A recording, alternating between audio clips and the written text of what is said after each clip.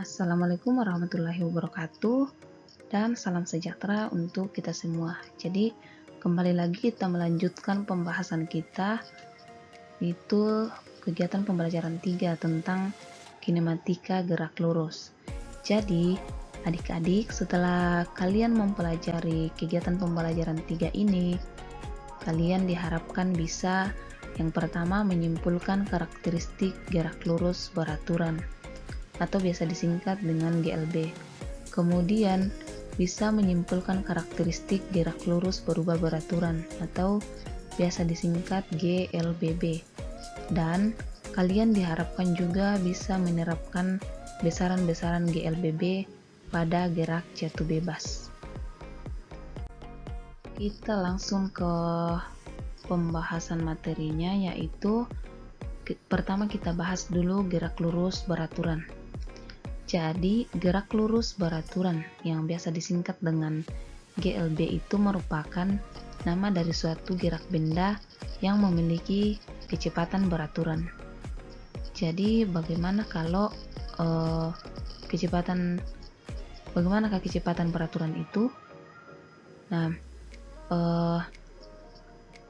grafik besar kecepatan V terhadap waktunya dapat dilihat seperti pada gambar bagian A, dan grafik Ft ini dapat kita perhatikan dengan kurva lurus mendatar karena kecepatannya tetap seperti pada gambar B. Coba kita amati.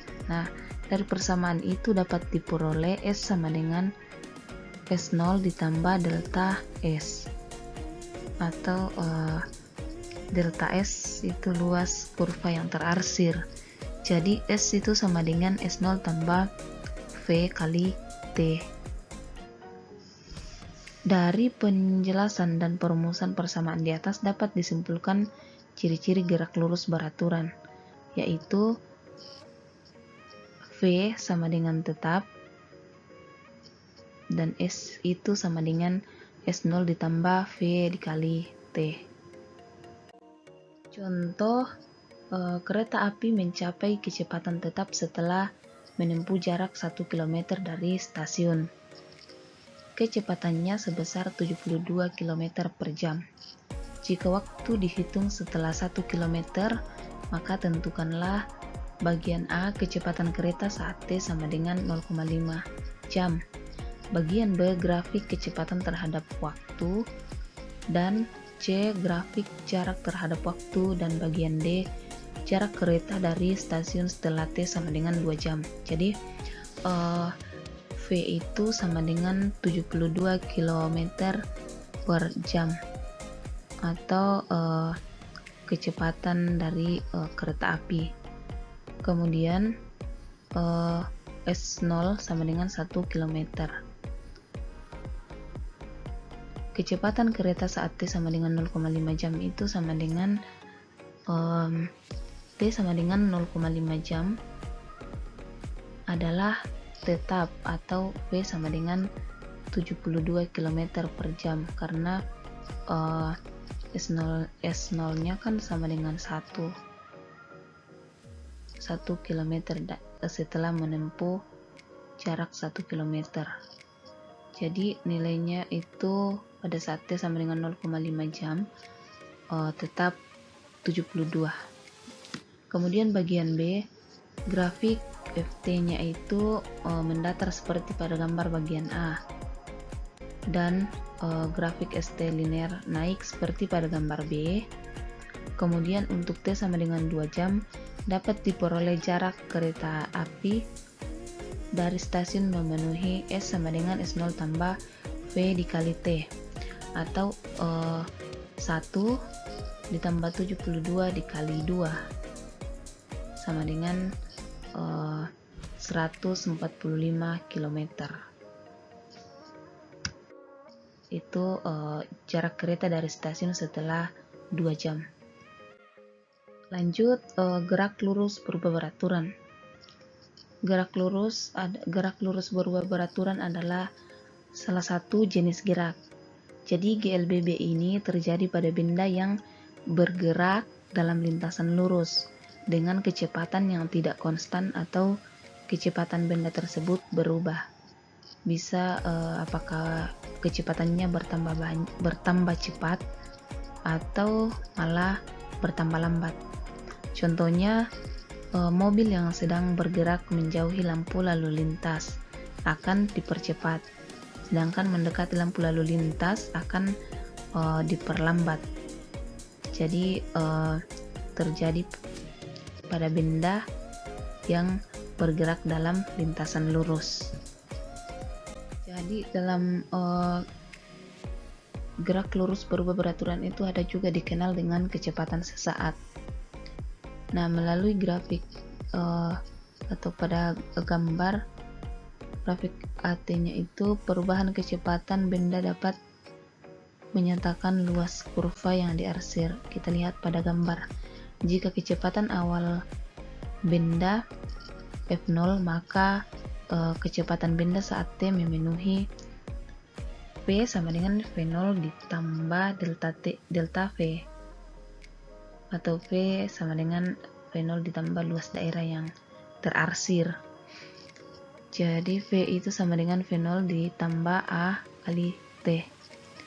Jadi hubungan V dan A, gerak lurus berubah beraturan, memenuhi persamaan berikut. V sama dengan V0 ditambah A dikali T, dengan V itu kecepatan sesaat atau meter per sekon, V0 kecepatan awal atau meter per sekon, A percepatan meter per sekon kuadrat, dan T itu selang waktu. Satunya S. Contoh, sebuah mobil pembalap memulai geraknya dengan kecepatan 10 meter per sekon. Mesin mobil tersebut mampu memberikan percepatan yang tetap 2 meter per sekon kuadrat. Nah, berapakah kecepatan mobil tersebut setelah bergerak 10 sekon? Penyelesaian. V0 diketahui V0 sama dengan 10 meter per sekon. A sama dengan 2 meter per sekon atau percepatan, dan T sama dengan 10 sekon. Jadi kecepatan mobil tersebut setelah 10 sekon memenuhi V sama dengan V0 ditambah A kali T, atau ada sesuai dengan rumus yang telah kita bahas tadi. V0 kan 10, A 2, dan T 10. Jadi sama dengan 10 ditambah 2 kali 10, 20, sama dengan 10 ditambah 20 itu sama dengan 30 meter per sekon. Jadi kecepatan mobil setelah bergerak 10 sekon itu 20 meter per sekon. Ada juga yang disebut dengan jarak tempuh benda. Nah, jika diketahui grafik FT, maka jarak tempuh benda dapat ditentukan dari luas yang dibatasi oleh kurvanya. Persamaan ini dapat diterapkan pada grafik VT atau gerak lurus berubah beraturan. Jika benda awal di titik acuan, maka jarak benda setelah T detik memenuhi S sama dengan luas atau trapesium. S sama dengan 1/2 dikali jumlah sisi sejajar dikali tinggi. Jadi S itu sama dengan 1/2 dikali V0 ditambah V dikali T, atau disubstitusikan nilai V dapat diperoleh S sama dengan V0 ditambah V0 ditambah A dikali T dikali T A dikali T. Jadi T sama dengan V0 dikali T ditambah 1/2 A kali T pangkat 2.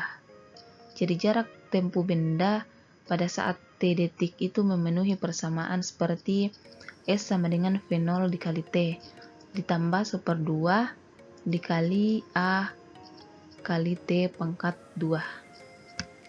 Sekarang pembahasan gerak jatuh bebas.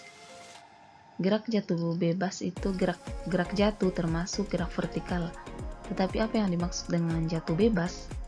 Nah, kata bebas ditambahkan untuk gerak jatuh yang tidak memiliki kecepatan awal atau V0 sama dengan 0. Jadi jika disubstitusikan maka hasilnya H sama dengan V0 dikali T sama dengan 1/2 kali G kali T pangkat 2. H sama dengan 0 ditambah 1/2 G T pangkat 2.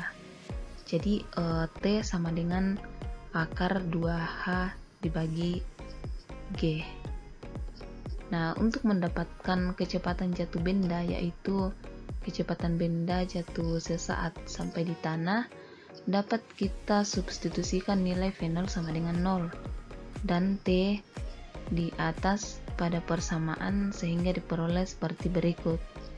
V sama dengan V0 ditambah G kali T, atau V sama dengan 0 ditambah G akar 2G per H. Jadi V itu sama dengan akar 2G kali 2 kali G kali H. Itu persamaan untuk gerak jatuh bebas. Kemudian kesimpulan untuk pembahasan materi kegiatan pembelajaran 3. Yang pertama, gerak merupakan perubahan posisi atau kedudukan suatu benda terhadap sebuah acuan tertentu. Kemudian kedua, pada saat percepatan konstan dan gerak melalui garis lurus disebut gerak lurus berubah beraturan atau biasa disingkat dengan GLBB. Dan ketiga, gerak lurus beraturan atau GLB adalah gerak yang memiliki sifat-sifat lintasannya lurus, percepatannya 0, kecepatan tetap dan V sama dengan tetap dan S sama dengan S0 ditambah V kali T. Kemudian nomor 4, keempat itu gerak lurus berubah beraturan adalah gerak yang memiliki sifat-sifat lintasan lurus, percepatan tetap atau A sama dengan tetap, kecepatannya berubah beraturan. Seperti V sama dengan V0 dikali A ditambah A kali T. Dan S sama dengan V